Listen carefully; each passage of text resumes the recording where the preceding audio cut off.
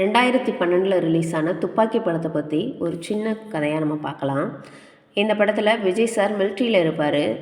மிலிட்ரியில் இருந்து ஊருக்கு வந்திருப்பார். அப்போ காஜல் அகர்வால் அண்ட் விஜய் 2 பேரும் லவ் பண்ணுவாங்க. இந்த படத்தில் இவங்க 2 பேருக்கும் தான் மேரேஜ் ஆகிற மாதிரி இந்த படத்தில் காமிப்பாங்க.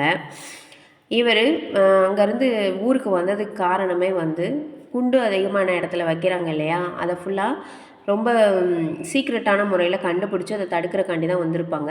இவங்க கூட சேர்ந்து இன்னும் ஒரு 11 பேர் வந்திருப்பாங்க. மொத்தம் 12 மெம்பர்ஸ் சேர்ந்த குழுவாக இவங்க இருப்பாங்க. இதில் எங்கெங்கெல்லாம் குண்டு வைக்கிறாங்க அப்படின்றத கண்டுபிடிப்பார் ஃபஸ்ட்டு ஸ்டார்டிங்கில்.